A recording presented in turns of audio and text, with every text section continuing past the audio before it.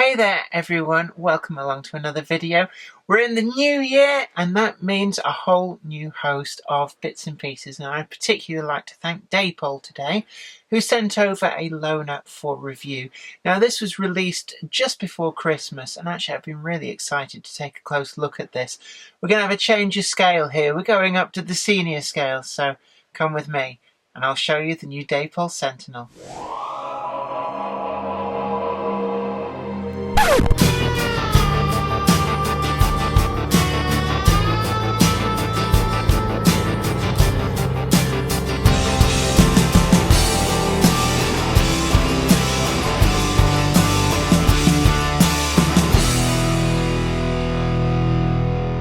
So here we are in the pretty standard Dapol box. It's the new Sentinel 040 steam shunter.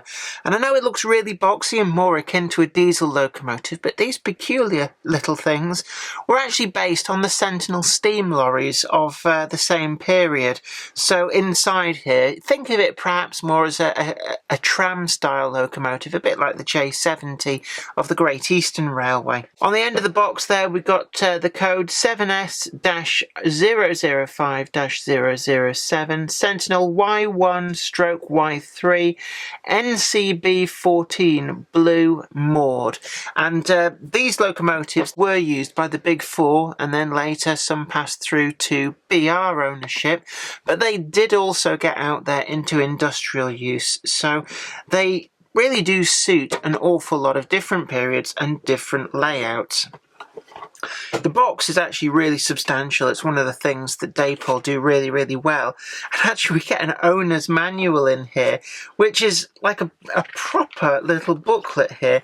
And you can see from there, table of contents, which leads you through all of the different things like fitting a DCC decoder, fitting a speaker, all of these different things. It's a nice presentation, which says to me that Dapol are very proud of this model and aren't afraid to tell you everything that you need to know for maintenance, for fitting various bits. It just feels like there's a lot of care and attention gone into this model. So for me, it may seem to you like, well, why are you getting so excited over what most people will just cast aside? But it says to me that this entire package, a lot of thought has gone into it. And this is new for me. There seems to be a different material for the foam in these ones. I'm guessing perhaps it's a more environmentally friendly material. But the little cutouts actually make it a little bit easier just to get into here. And here we have the main feature. I'm just going to very carefully pull this out.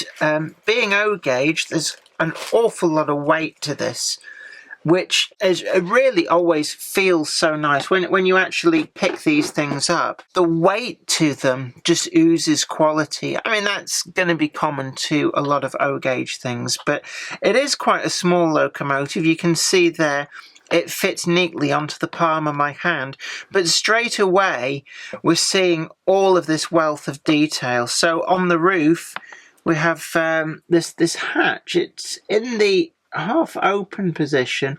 Because it's a loaner, I don't want to break it. It does look fine enough that you could slide it. It's ever so slightly at an angle there. So I'm going to give it the benefit of the doubt and assume it slides, but I don't want to break it. It's probably really robust, but I'm guessing it's if you break it, you buy it. So we're going to be really careful. But then there's also the funnel here and the whistle. And it's even got this kind of, I'm assuming that this would have flip over and just stop rain and stuff going down. But it might also be, I'm not sure whether it's a form of spark arrestor or whether it would cover over these when not in use to stop water from going down. But actually if I try and hold that side on, you can see that that's a separately applied, quite a fine piece of metal on there.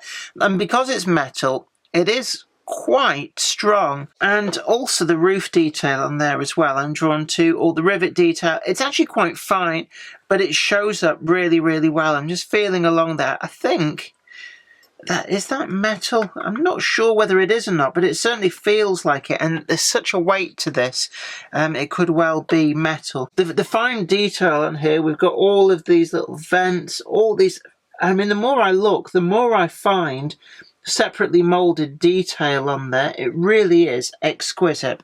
This particular model has the wasp stripes applied to front and back, and it makes it look a much more modern locomotive. And these were originally, I believe, a pre-war introduction. But in this livery, it does look very much the kind of locomotive that could have lasted through in industrial use, probably even into the early 1970s, if not a little bit beyond. Now, one of the things as well, which I've spotted from having a flick through that manual earlier on, is really quite a plus point to this, and it is the DCC fitting. And I'm going to show you this now because it really is a standout feature. Now, if you carefully grasp hold of that, and pull out the coal insert in the top of the water tank, there it is.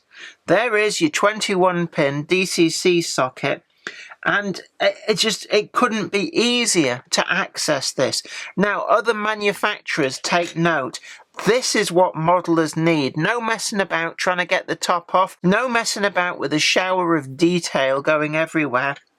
Just quite simply a simple plug fit top in there, and just going back in, it's a little, there we go.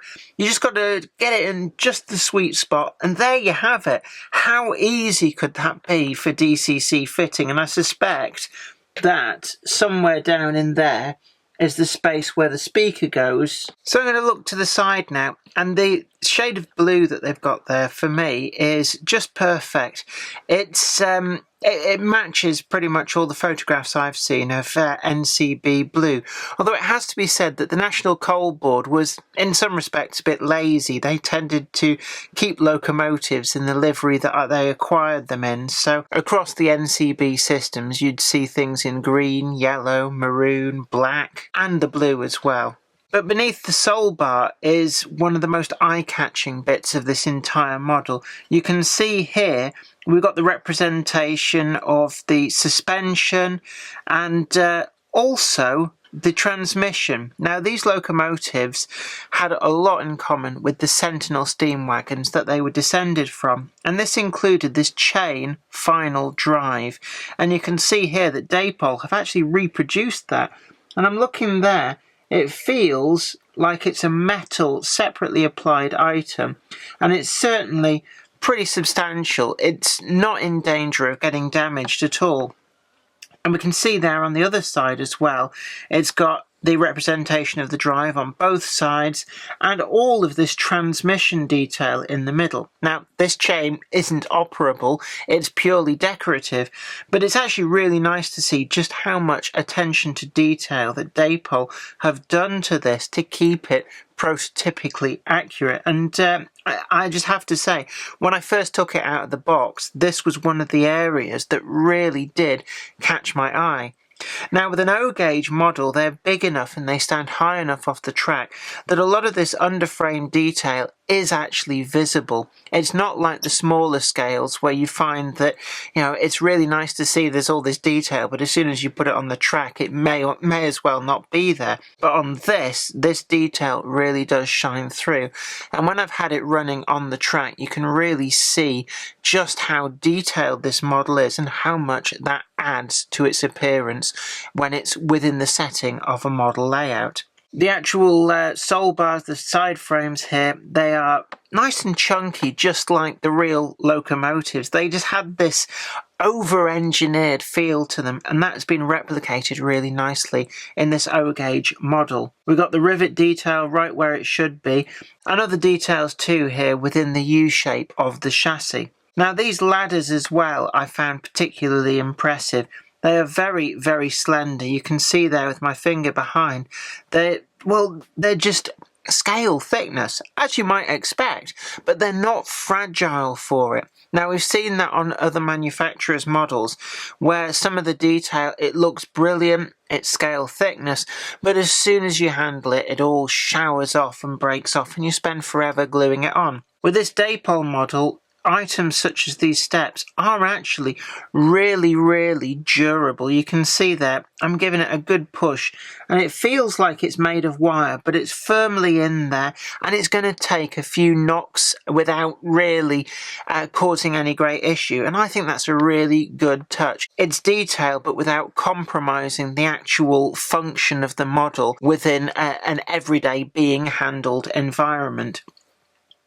We've also got the sand boxes and these sand pipes, and these again, a bit like their 00 counterparts, are quite a springy metal wire. So again, they're pretty durable and you don't have to worry about catching them on various things and breaking them off. We've also got these guard irons here, and again there's a lot of spring in these, which means they're going to stand up to a few knocks without any risk of them getting broken. When I turn this round as well, we've got the representation of the bottom of the firebox. Now, the real locomotives had a vertical boiler, so it was quite characteristic, certainly, of the road-going wagons, that certainly when worked hard, it would glow somewhat around the bottom.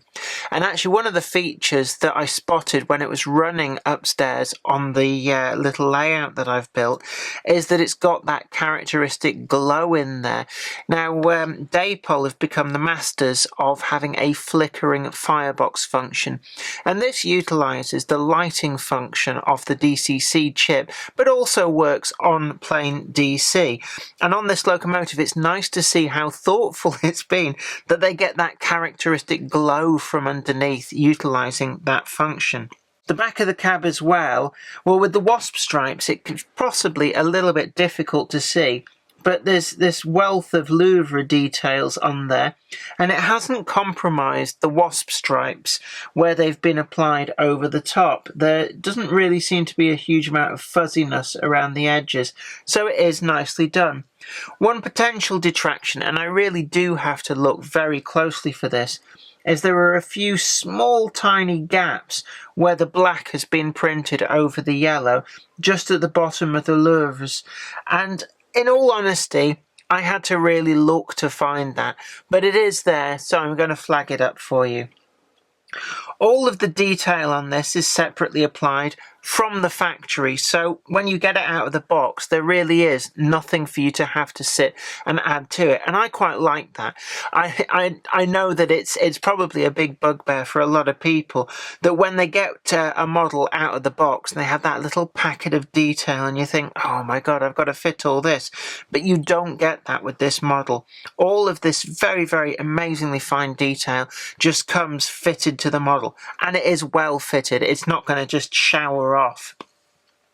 The cab side doors are openable and posable. They're not sprung loaded or anything, so not like the Hornby Class 50, 31 or Class 8.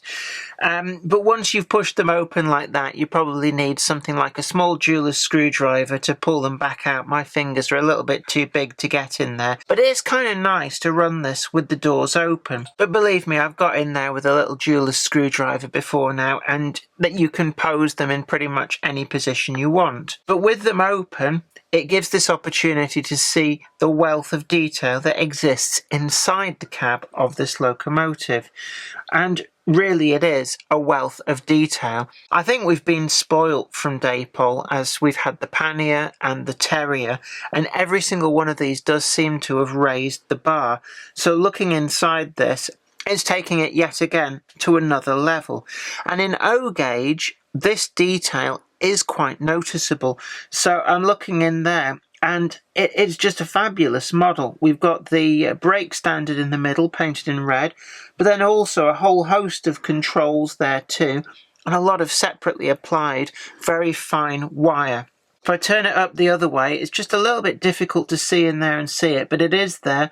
All of the, well, I suppose it's the back head detail, but it's on that vertical boiler that exists within the cab. The glazing itself is flush glazed and is really nicely done, and this is an area that Dapol really does excel with, and it does look nice. And it's such that the glazing isn't too thick, so when you look through, you can see that cab interior without any great distortion, and that's nice. Sometimes it can be tricky when doing this flush glazing, that the actual glazing material becomes almost like the bottom of a glass bottle and distorts what's on the inside, but there's no sign of that having happened here. On the front of the locomotive, again, we've got more of that flush glazing, and the wasp stripes, again, very nicely done, but again, very small detraction. Around the window surrounds, you can just see where the black of the chevrons of the wasp stripes are not quite got into every crevice there. But again, it's a very minor detraction, and, you know, just got to be perfectly honest with you, showing everything that I find. Moving to the front, we've got these lamp brackets, and again, these are separately applied in white, so there's no bleed over because these are pre-coloured before fitting, and that gives you a nice sharp demarcation. The buffers, turned metal, painted black, and all four of these are sprung, and in O gauge, that is very important. It's not like the smaller scales where actually the buffers are almost cosmetic because the coupling's doing all the work. In O gauge, you run these things just like the real thing, and that means sprung buffers are a must. And this model, just like all of the other models in the Dapol range, has delivered that. And it's actually a reasonably powerful spring, and when I'm pushing that, it's got the right amount of give to it, and that all adds up. When running this model with wagons, it gives it a much more prototypical feel. The couplings themselves, these are 3-link couplings, and these are fully functional indeed, to the point where these are the couplings that you generally use. Looking to the underside, I don't see any other ready means to fit different couplings, but actually I found that in this scale the 3-link couplings are actually quite easy to use, so I've actually stuck with them, both with the wagons and the locomotives. Now, it might be helpful if you make yourself a little wire tool just to help manipulate them, but I found no great problem, and actually my middle-aged eyes are getting, well, the battery's going flat, so even I managed to do it without too much of a struggle, so actually it's an alright system. Other things to see on this, the tampo printing is pretty sharp for the NCB, the number 14, and then there's also the Sentinel logo on the cab side, which was a very prominent feature of these locomotives. The Maude nameplates on there, they are tampo printed on, but actually really quite well done. Now, we have reviewed manufacturers of etched metal nameplates, and I think that this particular locomotive is perfectly acceptable as it comes from Dapol, but if you want to add that little bit extra, it's perfectly easy to get etched metal nameplates to go on here that would add to the model. Overall, I have to say, it's come to me, and I was quite excited to see this model. It's one that they did for Model Rail in 00, which was a pretty well received model. To see it now turn up in O gauge, they've made a really good model even better. It runs very, very reliably, despite its very short 4-wheel chassis. There's no compensation there, so it's perhaps a little bit less forgiving of undulations in the track than some of the other locomotives that Dapol have produced, but nonetheless, this quite a large amount of weight means that it's run reasonably reliably. There was only a couple of instances where it stalled for me, and to be honest, I put that down to still needing to clean some of the glue off the track from when I laid the ballast, rather than it being a deficiency with the locomotive. But just putting that out there as what I experienced. The wheelbase itself is actually shorter than any of the 4-wheel wagons in the Dapol range, so this will go round steeper curves than any of your rolling stock will. In fact, you'll probably find that the wagons will derail before the locomotive will. So this is a very versatile locomotive at home on a much more luxurious layout, as well as a small, tight shunting one. And with the wealth of livery options that Dapol have produced, there should be a Y1/Y3 for pretty much every conceivable era and railway company. When I compared this to some of the other locomotives in the Dapol stable, it actually shows just how small this locomotive is. I compared it to a pannier tank, and quite frankly the pannier tank looks huge compared to this. But I also compared it to the very diminutive Terrier that was the first locomotive released from Dapol in O gauge, and this does positively make the Terrier look quite large. It is a lovely locomotive with a great amount of character, and in terms of a score, well, in the new year, I've come up with a new scoring system. To be honest, far too many models were scoring 10 out of 10, so I thought it was probably time for me to improve that. So we've got a multi-stage scoring for this.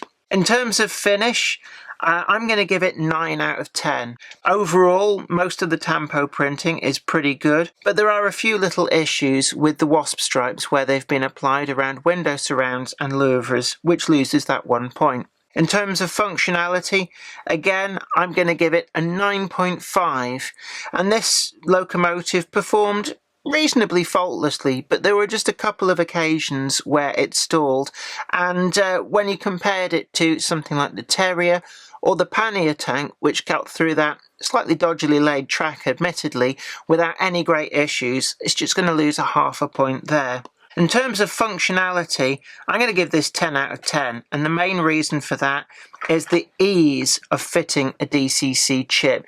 That scores really high with me, and I was just so impressed to see that from Dapol. Aesthetics. Well, this looks just like the prototype. Again, I'm going to give this to be honest, a 10 out of 10. I cannot find anything to fault with the representation of the full-size prototype. I'm particularly impressed by the insides of the cab. There really is a wealth of detail in there. And below the sole bar, that representation of the chain drive is truly exquisite. This locomotive has not put a foot wrong in terms of its looks, so for that, it deserves the 10 out of 10. And finally, value for money, score out of 10. Well, looking around, I've been able to find this diminutive locomotive for under £150. 5 years ago, we wouldn't have believed that an O-gauge locomotive could come out for such a favourable price. But Dapol have achieved it. They've made this senior scale so much more accessible. In terms of comparing that to some of the other locomotives in their range, it is cheaper, but not by a huge amount when you consider how much smaller this locomotive is. Now, I do understand that size isn't everything when it comes to cost, and your development costs are going to be fairly much the same, whether it's tiny like this or a large locomotive. But again, I'm going to give it, I'm going to give it a 9 out of 10 for that in terms of value for money. It is a really, really good locomotive. So overall, out of 50, this locomotive scores 47.5. That is a very high bar in our new scoring system, and let's see throughout the year how the other manufacturers come into play to get close to that. This diminutive Sentinel has set the bar very, very high, so that's a good start to 2020. Well, I hope that was really informative to you. Don't forget to like this video and share it too. And it's been really, really good to have your company. So stay tuned for more videos because they will be coming in the future. But until next time, take really good care of yourself. And I'll see you then. Bye for now. Today's video has been brought to you in part thanks to the generous donation of my fans on Patreon. And a huge thanks goes out to Anthony Kidson, Michael Churchwood, Alec Ralph, Anthony Hunt, William Wade, Wayne Johns, Offshore Allen, oorail.co.uk and Tepic. Today's video has been brought to you by my books, Bringing Home the Stars, Twinkle Little Star, and also you can get the complete comic collections of All Over the House, Books 1, Books 2, and also the wacky zany Life of Knobty Mouse. Thanks and catch you later.